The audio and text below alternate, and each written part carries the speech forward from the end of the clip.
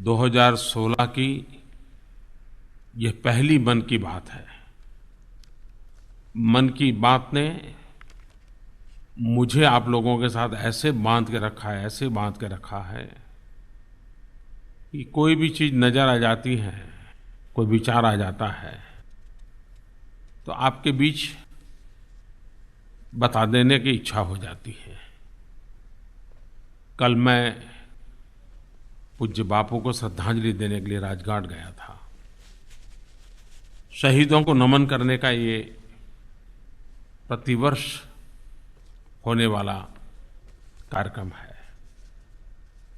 ठीक 11 बजे 2 मिनट के लिए मौन रख करके देश के लिए जान की बाजी लगा देने वाले, प्राण न्योछावर करने वाले महापुरुषों के लिए, वीर पुरुषों के लिए, तेजस्वी तपस्वी लोगों के लिए श्रद्धा व्यक्त करने का अवसर होता है।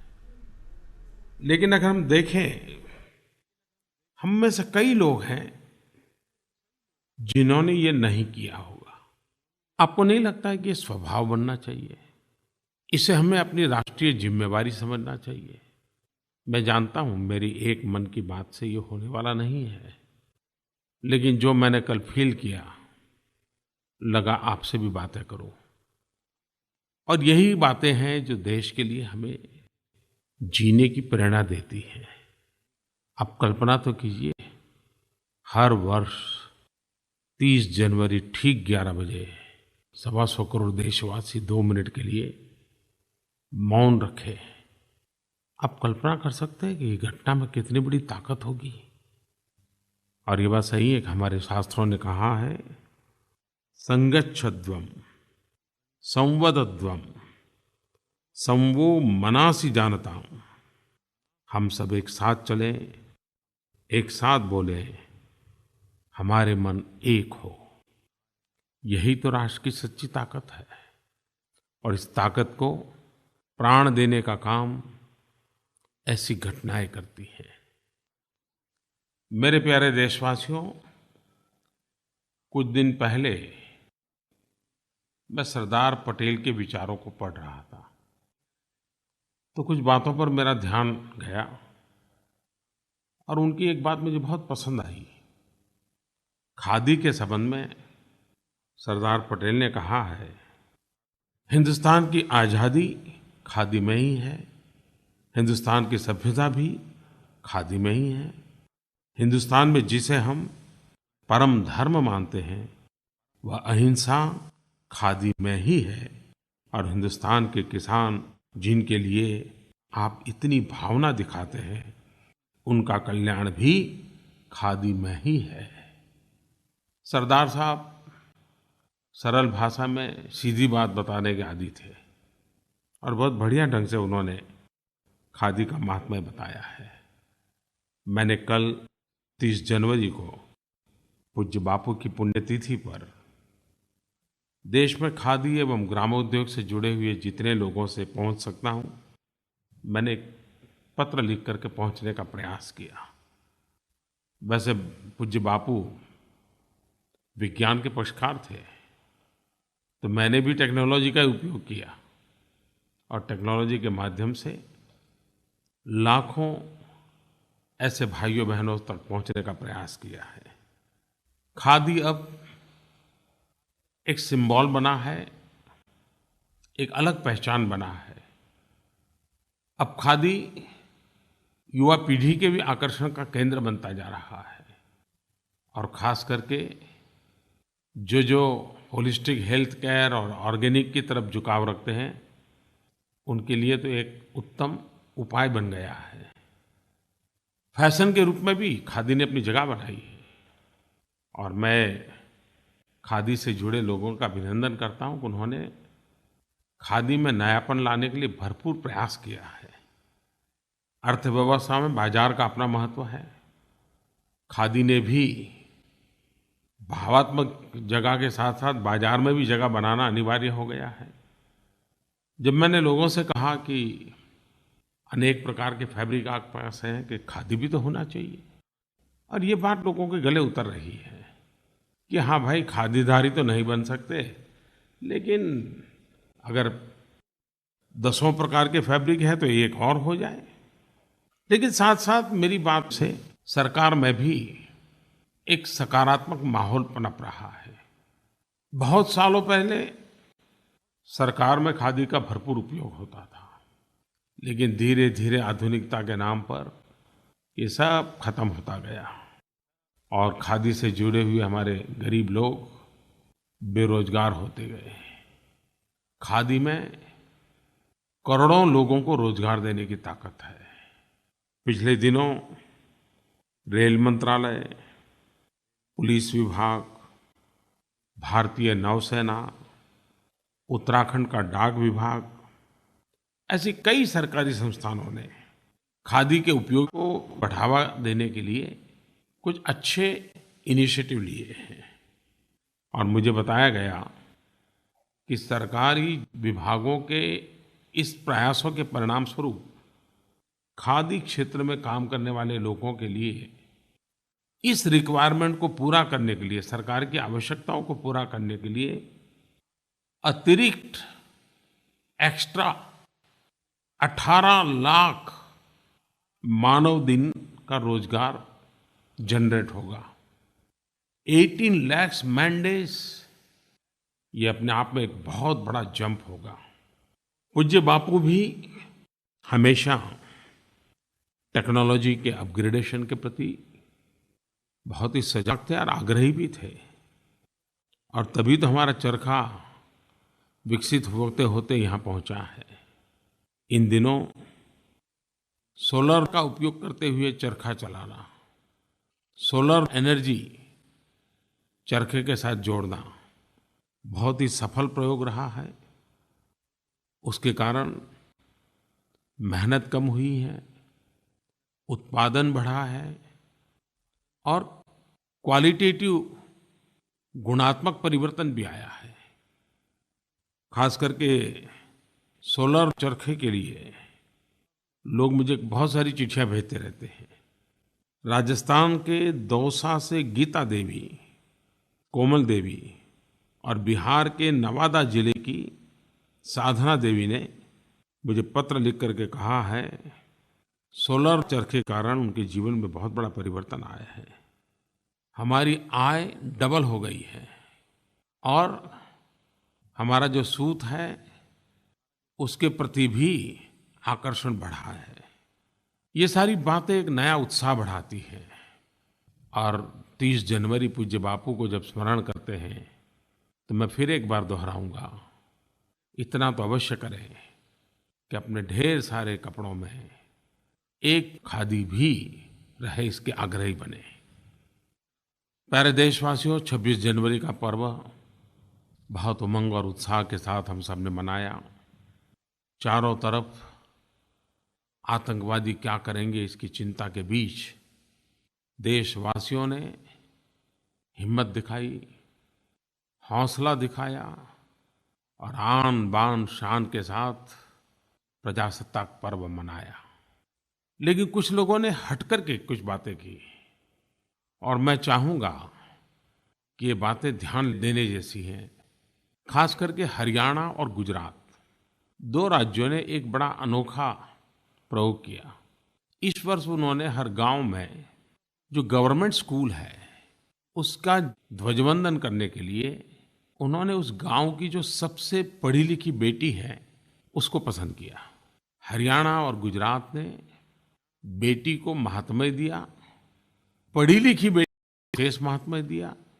बेटी बचाओ बेटी पढ़ाओ, इसका एक उत्तम संदेश देने का उन्होंने प्रयास किया। मैं दोनों राज्यों की इस कल्पना शक्ति को बधाई देता हूँ और उन सभी बेटियों को बधाई देता हूँ जिन्हें ध्वजवंदन, ध्वजारोहण का अवसर मिला। हरियाणा ने तो और भी बात की कि गत 1 वर्ष में जिस परिवार में बेटी का जन्म हुआ है, ऐसे परिवारजनों को 26 जनवरी के निमित्त विशेष निमंत्रित किया और वीआईपी के रूप में प्रथम पंक्ति में उनको स्थान दिया। ये अपने आप में इतना गौरव का पल था और मुझे इस बात की खुशी है कि मैंने बेटी बचाओ बेटी पढ़ाओ अभियान का प्रारंभ हरियाणा से किया था, क्योंकि हरियाणा में सेक्स रेशियो में बहुत गड़बड़ हो चुकी थी।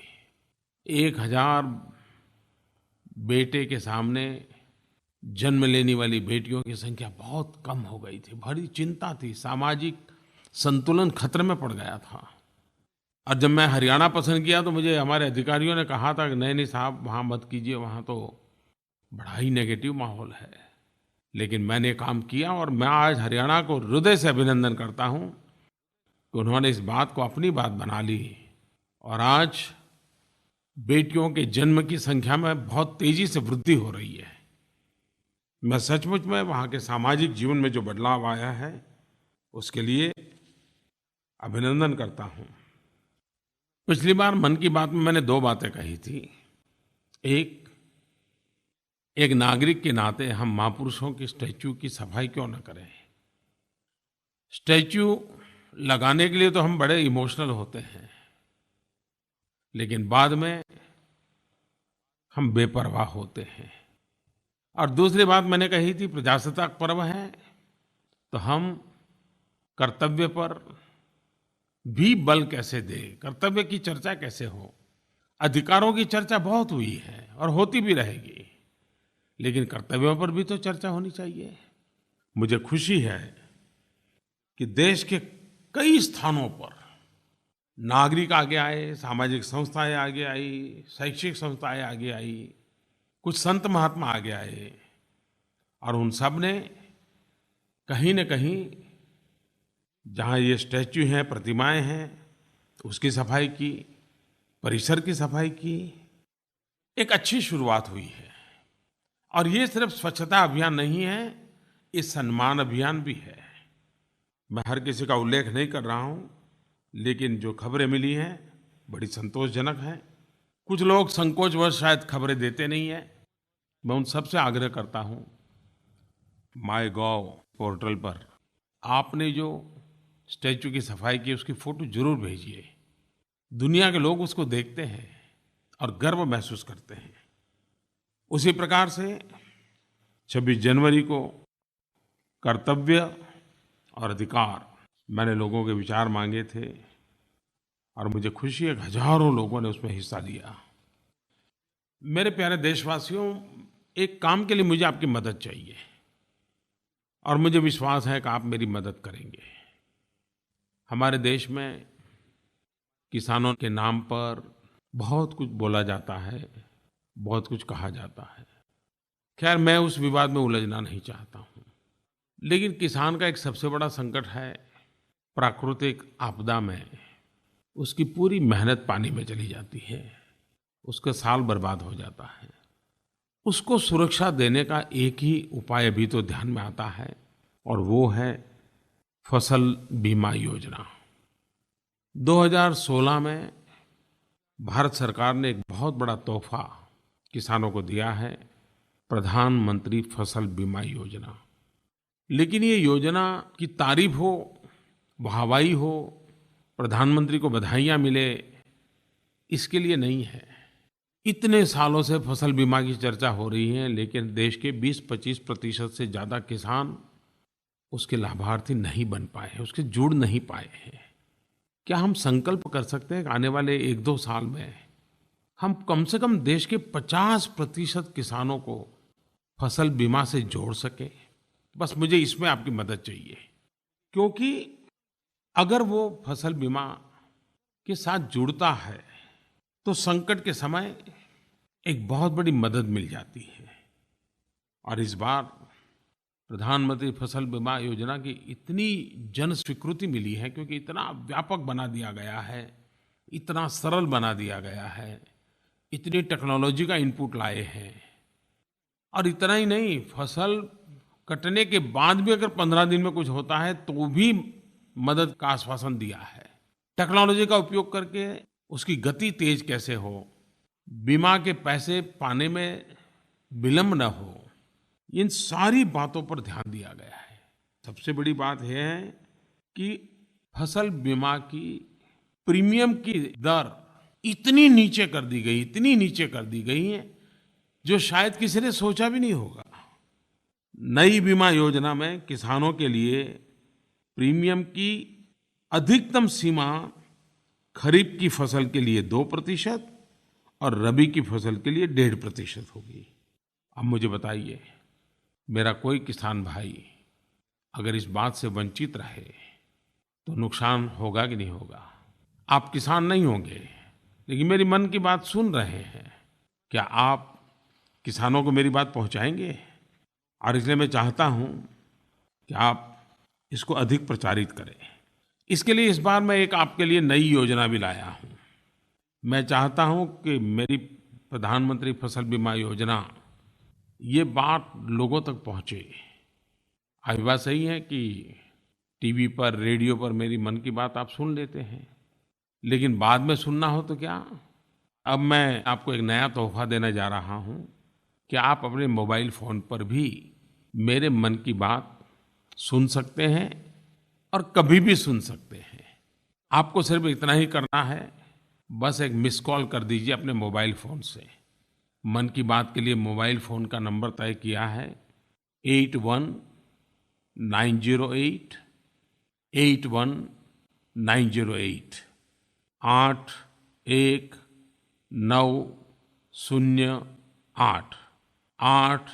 819008। आप मिस कॉल करेंगे तो उसके बाद कभी भी मन की बात सुन पाएंगे। फिलहाल तो ये हिंदी में है, लेकिन बहुत ही जल्द आपको अपनी मातृभाषा में भी मन की बात सुनने का अवसर मिलेगा। इसके लिए भी मेरा प्रबंध जारी है। मेरे प्यारे नौजवानों, आपने तो कमाल कर दिया। जब स्टार्टअप का कार्यक्रम 16 जनवरी को हुआ, सारे देश के नौजवानों में नई ऊर्जा, नई चेतना, नया उमंग, नया उत्साह मैंने अनुभव किया। लाखों की तादाद में लोगों ने उस कार्यक्रम में आने के लिए रजिस्ट्रेशन करवाया, लेकिन इतनी जगह न होने के कारण आखिर विज्ञान भवन में एक कार्यक्रम किया। आप पहुंच नहीं पाए, लेकिन आप पूरा समय ऑनलाइन इसमें शरीक होकर के रहे। शायद कोई एक कार्यक्रम इतने घंटे तक लाखों की तादाद में नौजवानों ने अपने आप को जोड़ करके रखा हो, ऐसा बहुत रेयरली होता, लेकिन हुआ। और मैं देख रहा था कि स्टार्टअप का क्या उमंग है। और लेकिन एक बात जो सामान्य लोगों की सोच है कि स्टार्टअप मतलब कि आईटी रिलेटेड बातें, बहुत ही सोफिस्टिकेटेड कारोबार। स्टार्टअप के इस इवेंट के बाद ये भ्रम टूट गया। आईटी के आसपास का स्टार्टअप तो एक छोटा सा हिस्सा है।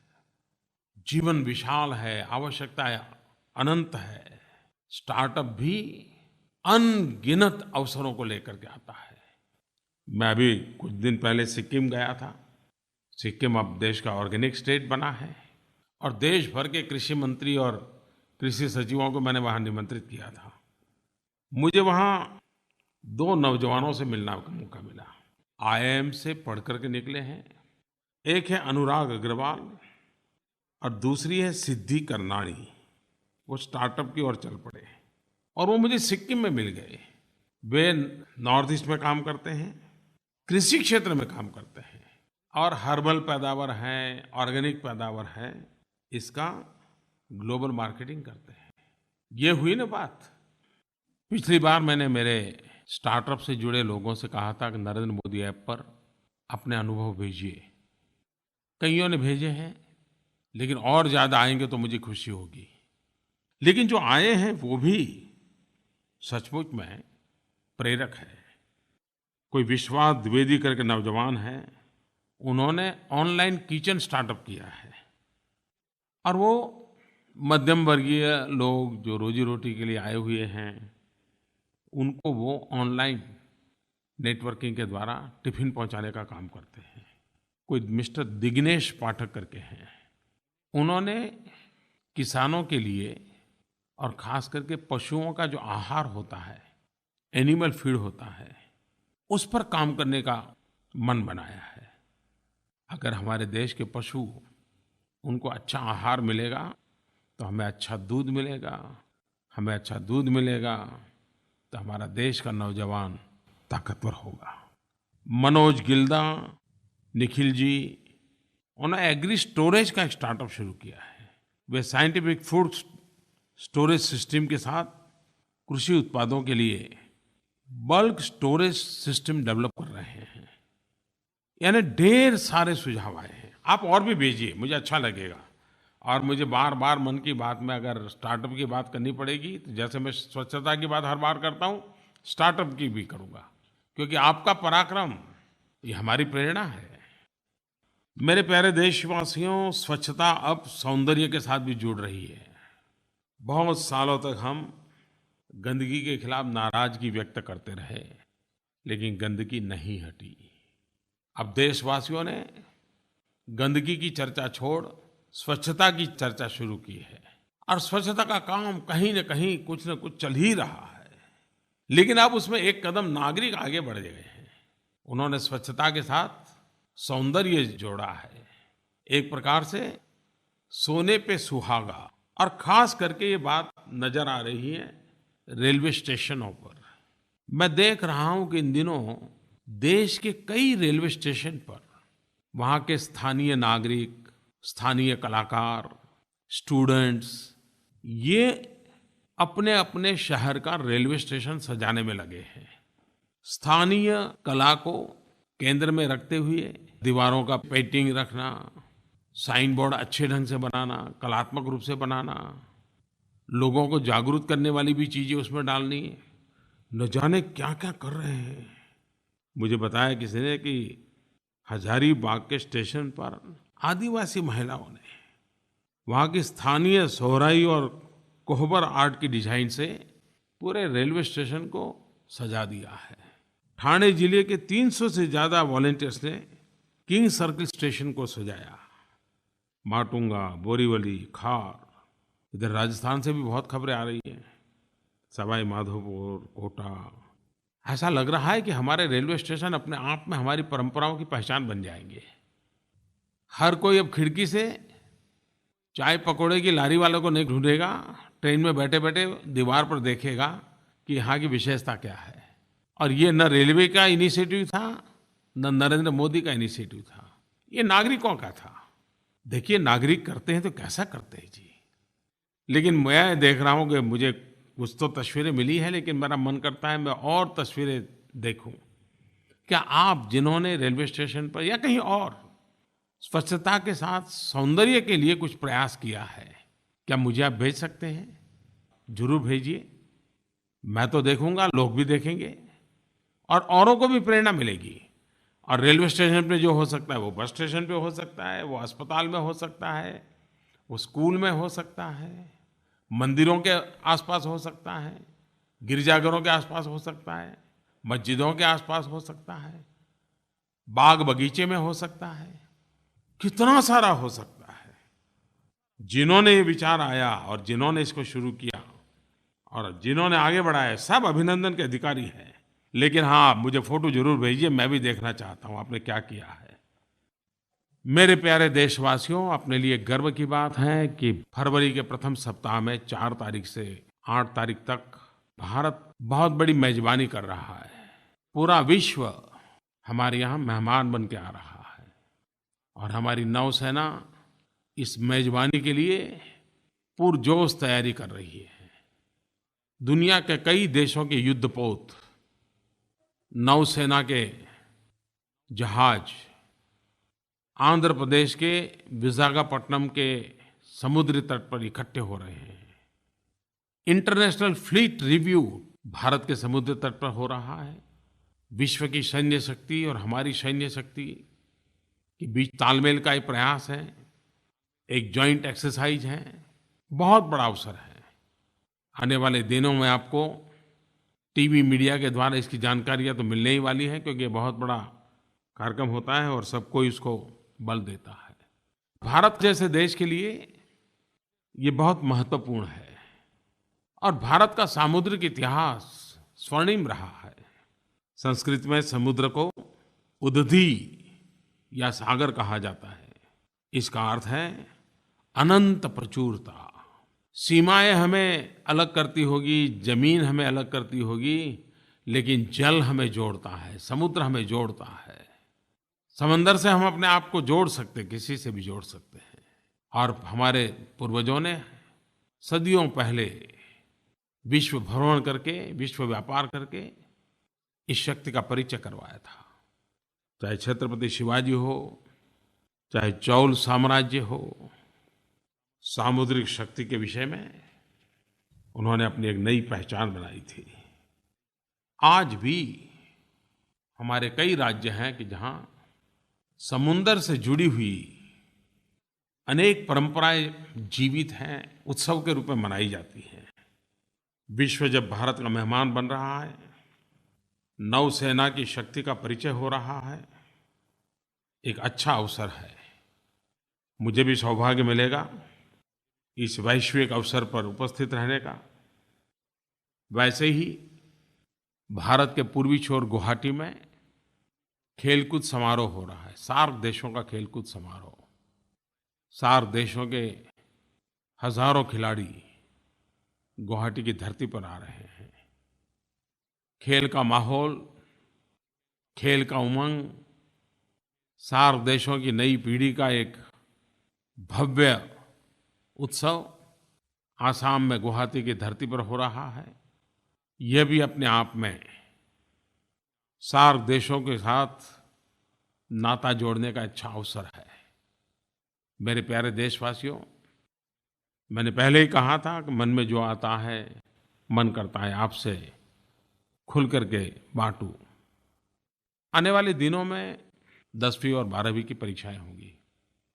पिछली बार मन की बात में मैंने परीक्षा के संबंध में विद्यार्थियों से कुछ बातें की थी, लेकिन इस बार मेरी इच्छा है कि जो विद्यार्थियों ने सफलता पाई है और तनाव मुक्त परीक्षा के दिन कैसे गुजारे हैं, परिवार में क्या माहौल बना, गुरुजनों ने, शिक्षकों ने क्या रोल किया, स्वयं ने क्या प्रयास किए, अपनों से सीनियर ने उनको क्या बताया और क्या किया, आपके अच्छे अनुभव होंगे। इस बार हम ऐसे काम कर सकते हैं कि आप अपने अनुभव मुझे नरेंद्र मोदी ऐप पर भेज दीजिए, और मैं मीडिया से भी प्रार्थना करूंगा उसमें जो अच्छी बातें हो वे आने वाले फरवरी महीने में, मार्च महीने में अपने मीडिया के माध्यम से प्रचारित करें, ताकि देश भर के स्टूडेंट्स उसको पढ़ेंगे, टीवी पर देखेंगे, और उनको भी चिंता मुक्त एग्जाम कैसे हो, तनाव मुक्त एग्जाम कैसे हो, हंसते खेलते एग्जाम कैसे दी जाए, इसकी जड़ी बूटी हाथ लग जाएगी।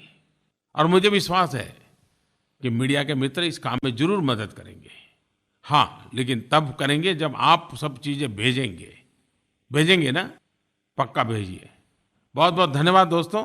फिर एक बार अगली मन की बात के लिए अगले महीने जरूर मिलेंगे। बहुत धन्यवाद।